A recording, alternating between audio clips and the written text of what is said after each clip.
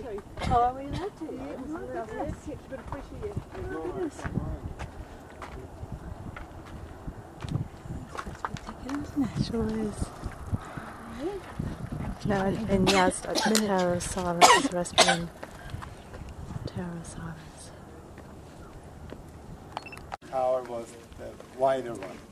It ended here. People actually came here to go up, and it was covered originally, something like a shelter when the vultures came here, and the priest was sitting actually inside, and he was reciting some parts of the wisdom.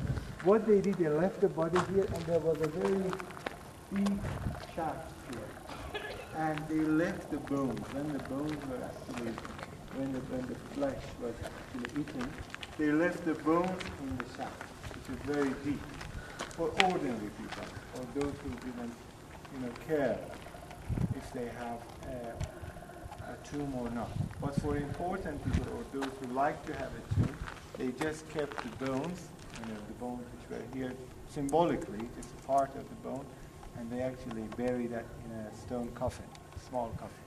But for most people, they just left the bones here. The bones were eaten up because they believe it doesn't matter where the tomb is. It's a part of their philosophy. Since actually you believe that there are, and the Russians believe in the afterlife, the life after this world, and they believe if the person has been a good person, and he will actually have a good life in the next world, and so if you actually leave the bones here, it doesn't matter, because the spirit is important. Do you remember in Persepolis, we talked about Fravahar, the winged disc, and I told you that's a symbol of the good spirit. So they believe the spirit is alive and it's everywhere. So the actual tomb is not important. There'd be a lot of flies here, wouldn't there? Yeah, definitely. It'd be huge. So, I don't know actually, because I haven't even, when you read about the ceremony, you don't hear about flies. I haven't seen any.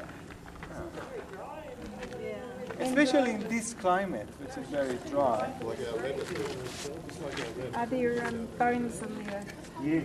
They've actually covered the shaft. Yes. But the shaft is here. And it'll be deep. Oh, much deeper.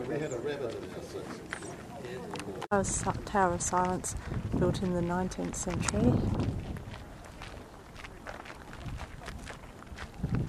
And behind is the one from the 18th century. And then looking down towards the city of Yazd and the areas where preparations for the funeral services were made.